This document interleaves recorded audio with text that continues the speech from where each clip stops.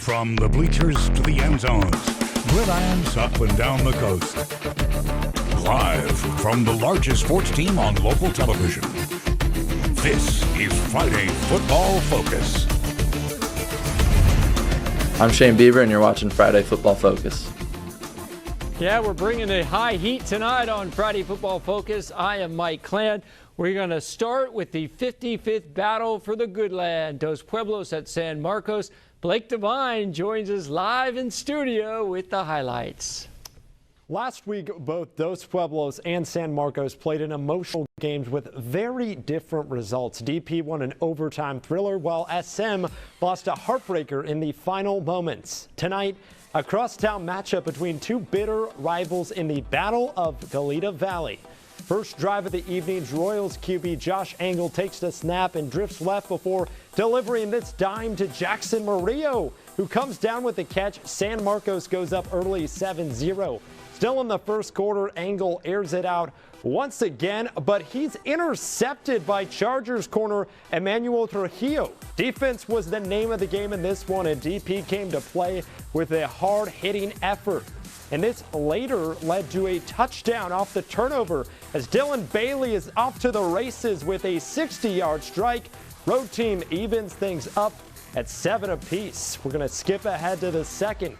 San Marcos punting and Dos Pueblos playmaker Cameron Lee on the return, showing off his skills and speed on the sideline. However, he cuts inside and he's stripped of the football. The Chargers' third fumble in the first half alone, but DP would bounce back.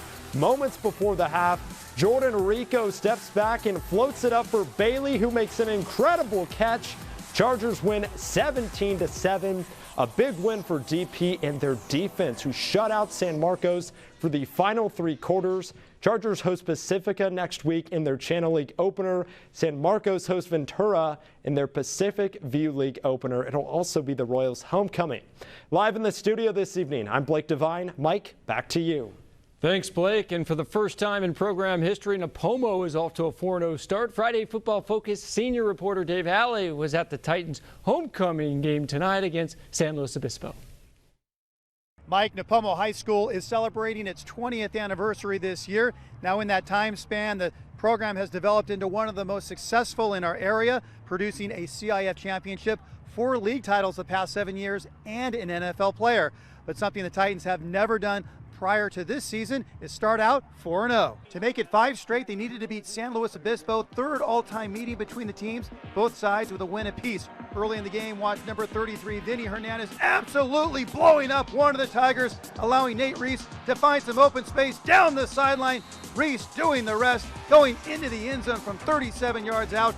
Titans up 6-0. Later in the first, third and long, A.J. Garcia on a slant, finding Miles DeBrum, splitting the defense, hitting the accelerator, and he is gone, going 78 yards for the score. PAT giving San Luis a 7-6 lead. Late in the half, it was 10-6 when the Titans were inside the 10. Big play by the defense, ball popping loose, recovered by Reese and Carlsberg to preserve the lead, and the Tigers had a 10-6 advantage at the half. Homecoming night in Nipomo. Congrats to the King and Queen, David Ortiz and Paloma Leal Perez. Early in the third, it's the Titans defense making a play. Garcia picked off by Raymar Agnes. No one in front of him after the interception, clear sailing into the end zone. The pick 6 giving the Titans the lead back again at 13-10. Then after a safety in the third by Nipomo, more Titans defense. This time, Cole Gilson stepping in front of a pass, and he heads back the other way. Lightning striking twice for the Titans defense tonight. 2 pick 6s in this one, 5 interceptions total for the D. Then later on in the fourth, the knockout punch. It's Reese again, finding a big hole, breaking tackles, off to the races. Reese running 85 yards for the touchdown, setting off a wild celebration along the sideline. Nipomo with a happy homecoming, staying perfect on the season, beating San Luis Obispo 27-10. With the victory, Nipomo improves to 5-0, first time ever. They're actually 1-0 in the Mountain League, and they'll jump back into league play next week at Rigetti. San Luis Obispo drops to 2-2. They'll begin Ocean League action next week at Santa Maria. Reporting in Nipomo, Dave Alley for Friday Football Focus. Back to you, Mike. Thank you, Dave. We're in Orchid and no breaks in the schedule for Rigetti after games with Lompoc, Santa Barbara, and Camarillo. Now the Warriors up against undefeated St. Paul from Santa Fe Springs. Rigetti moving the ball. Cooper Bagby to Elias Martinez. Nice grab to move the change on third down. Well-designed play here. Elijah Swanson upfield for a big gain for Rigetti, but man, oh man, Rigetti had the case of the fumbles in the first half. Ball gets loose and St. Paul has it. It was scoreless into the second quarter. Bagby all kinds of pressure and the ball knocked out of his hands. Cody Couch with an easy scoop and score for the first points of the game. 7-0 Swordsman. They add to their lead later in the second quarter. Isaiah Dunn rolling out.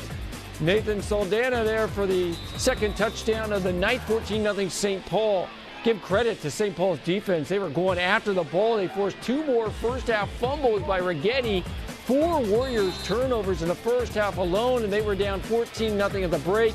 Hey, Rigetti almost pulled off a great comeback, but they fall short. 28-21. Rigetti remains winless, but they'll cause some problems in the Mountain League.